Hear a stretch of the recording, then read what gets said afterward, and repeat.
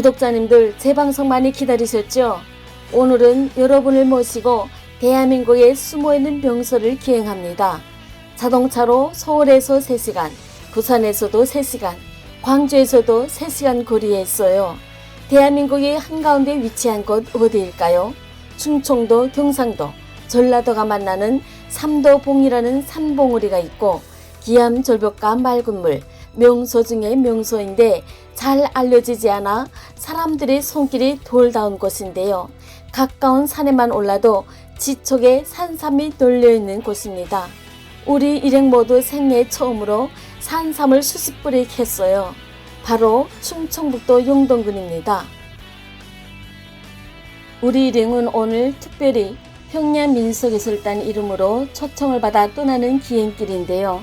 사실 대한민국에서도 유명하게 알려진 고장이 아니기에 어떤 내용들로 구성해야 지역 특성을 잘 살려낼지 내심 고민을 하면서 목적지를 향해 달렸습니다.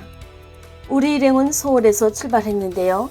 3시간을 달려 도착한 곳은 용동군 상천면의 한 작은 마을입니다.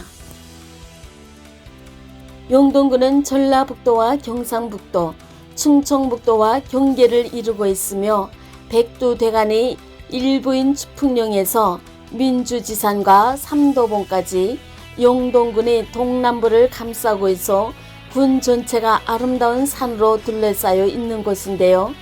어떤 매력과 자랑거리들이 숨어 있을지 궁금증을 안고 목적지에 도착하였습니다.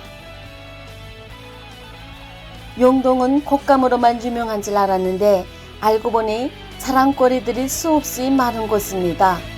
대한민국의 중심지라 불리우는 용동.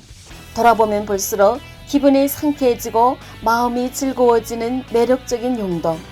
그야말로 7색깔 무지개의 빛을 제대로 발산하는 아름다운 레인보우 용동에서 1박 2일 동안 기획 일정을 잡았는데요. 자랑거리가 많고 많은 용동의 구석구석을 찾아가려고 합니다. 군 전체를 휘감고 있는 산자락보다 더 넉넉하고 후한 인심, 친절하고 순박한 사람들을 만났습니다. 이번 기행에는 평야민속예술단을 19년째 이끌고 있는 정팔용 대표님과 기타리스트 민주씨가 함께합니다. 그리고 탈북민의 대한민국 정착 과정을 중심으로 문화인류학적 관점에서 박사 논문을 준비 중인 서울대 출신 하와이 주립대 박사연구생 신혜연씨가 동행했습니다.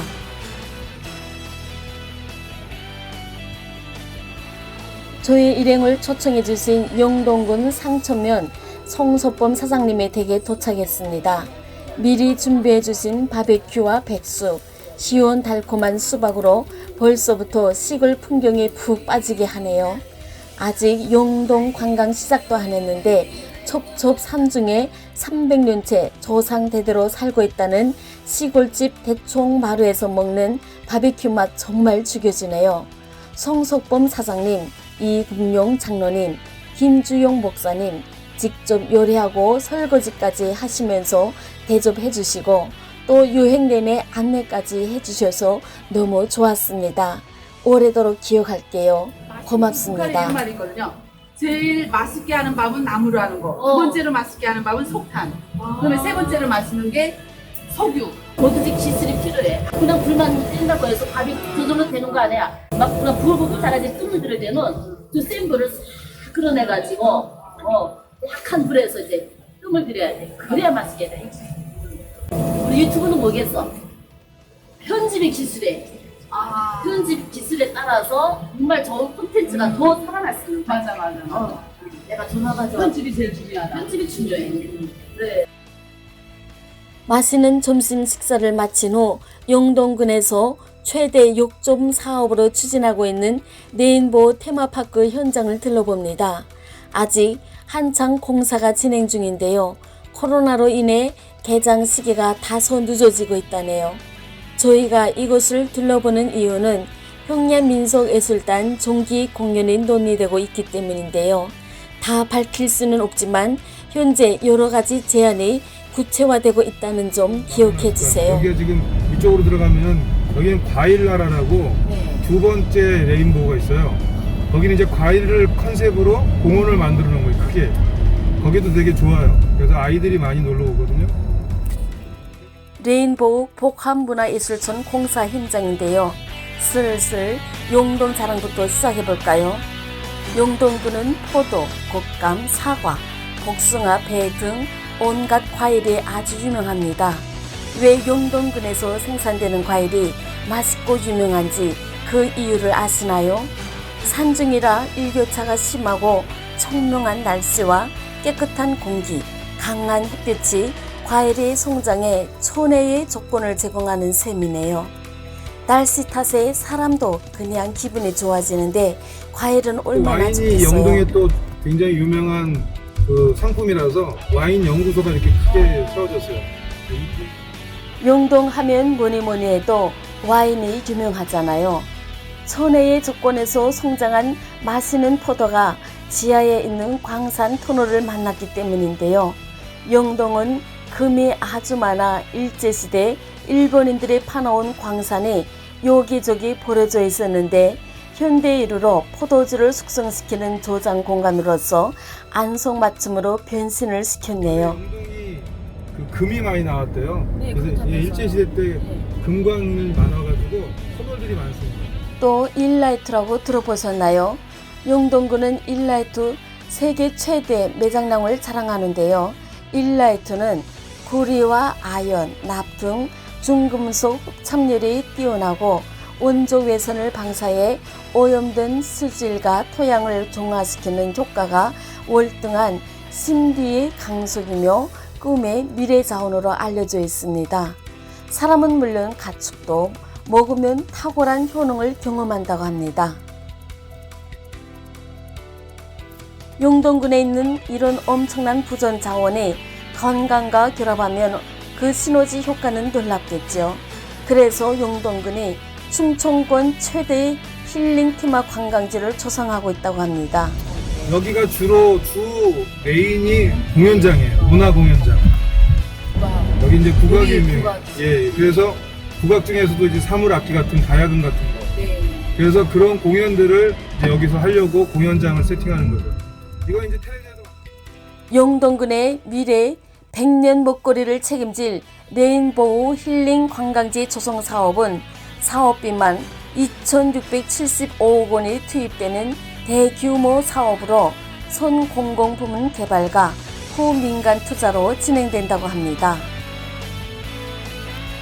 관광개발 건설이 한창 진행 중인 복합문화예술촌을 둘러보면서 가까운 미래에 우리 예술단이 이곳에서 공연을 펼치는 모습을 그려봅니다.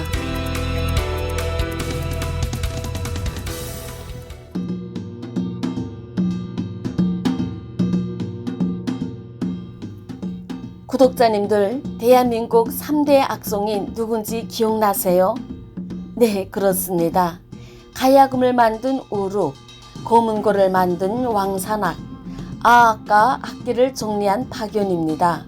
우리 일행이 용동에서 두 번째로 찾은 곳은 바로 난계 박연 국악기념관입니다. 영동국악체험촌의 맨 첫 번째 건물이죠. 우리 소리관. 네. 밑에 이제 시설이 난계국악단, 영동군에서 운영을 하고 있는 난계국악단이 있습니다. 1991년도에 설립이 됐고요. 현재 34명으로 구성되어 있는데 매주 토요일 오후 3시에 상설 공연을 약 한 50분 정도 그렇게 하고 있습니다. 난계 기념관 관계자분이 우리 일행들에게 친절한 안내를 해주셨습니다. 용동 하면 국악이 아주 유명한 곳이라고 하는데요. 왜 유명한지 그 뿌리를 찾았습니다. 세종대왕의 문화대업을 이룩하는 데 크게 공헌하였다. 선생은 천재적인 음악 이론가로서 조선의 음악계에 위대한 업적을 세우신 분이 바로 난계 박연 선생님이십니다.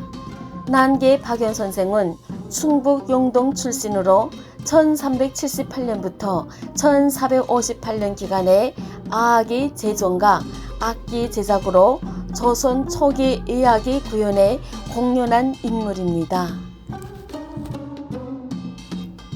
박연 선생은 세종 때 예문관 대제학을 지내면서 세종을 도와 악기를 개량하고 아악을 사용하게 하는 등 궁중음악을 개혁함으로써 한국 고유 음악의 기틀을 다졌습니다. 너무 멋있다. 몇 석이나 되는 이 거죠? 304석입니다. 아, 304석. 그렇죠. 300석. 다 A석이지. 우리 여기서 공연한다고 한번 상상해봐. 와. 지금 이제 난개국악단에서 온라인 상설 공연을 하죠.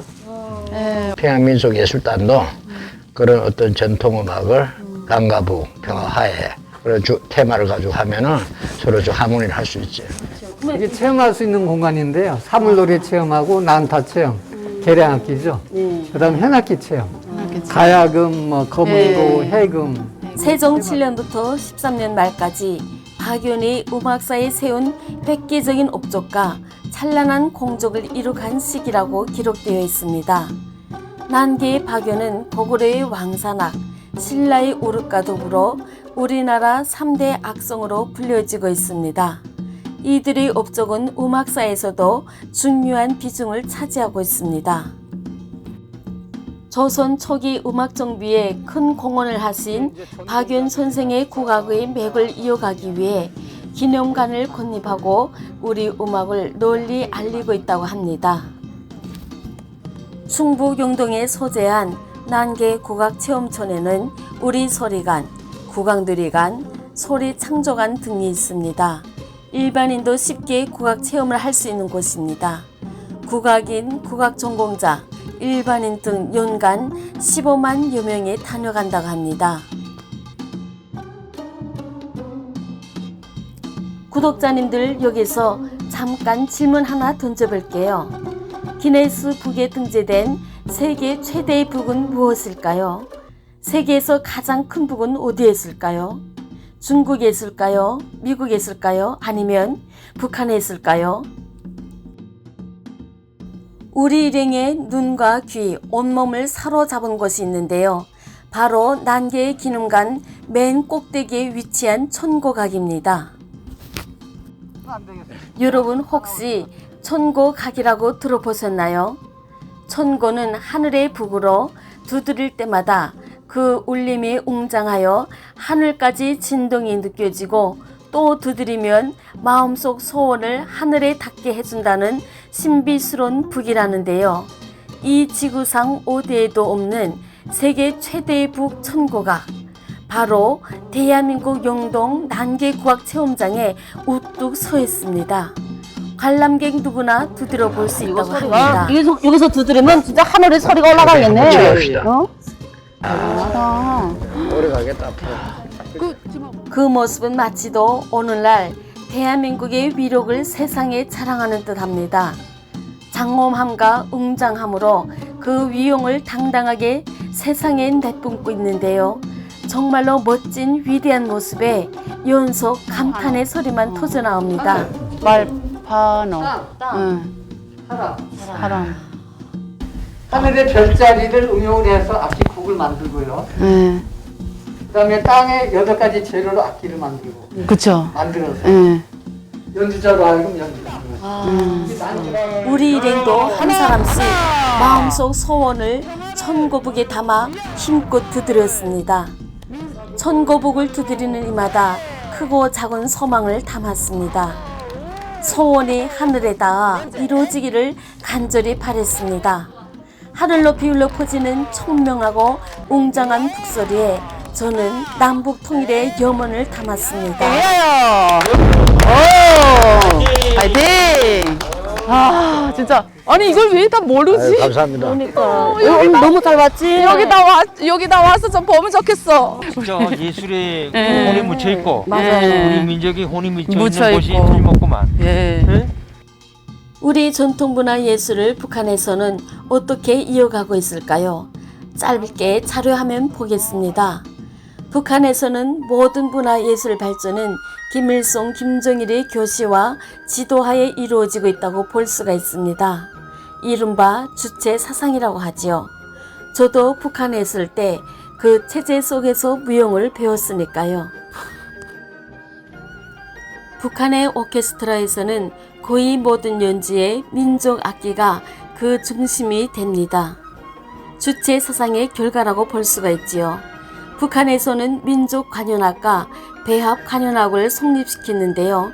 민족관현악은 개량된 민족악기로 편성한 관현악이고, 배합관현악은 민족악기와 서양악기를 배합해 편성한 관현악입니다.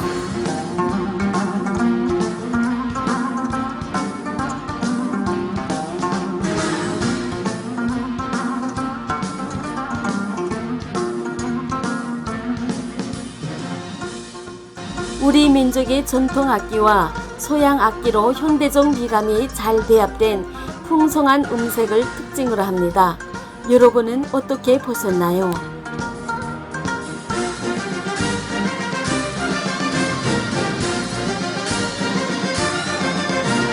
세 번째로 우리 일행이 찾은 곳은 용동에서 손꼽히는 명승지 원류봉입니다.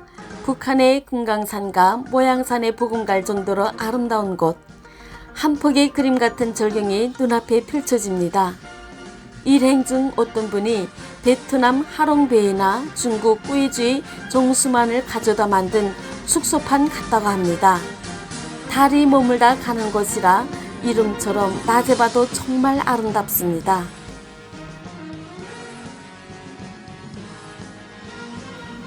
청각이 깃든다는 다섯 봉우리 아래 그림 같은 전통 누각 정자, 유유히 흐르는 물결, 그리고 그 풍경을 바라보는 사람들, 이 모든 것이 황홀합니다. 달이 머물다 갈 만큼 아름답다는 뜻으로 지은 원류봉. 달이 서쪽으로 그냥 넘어가는 것이 아니라 능선 따라 서서히 서쪽으로 사라지는 모습을 상상하면 꿈인지 생시인지 구분이 갈까요?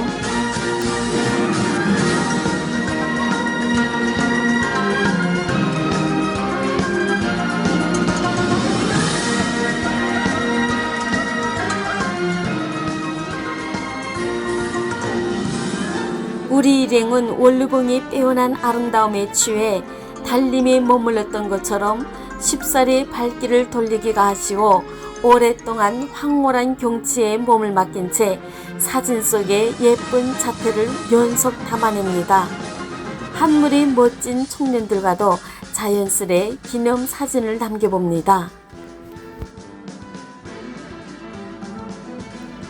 원류봉이 한눈에 들어오는 곳에 성시열 유호비가 있습니다.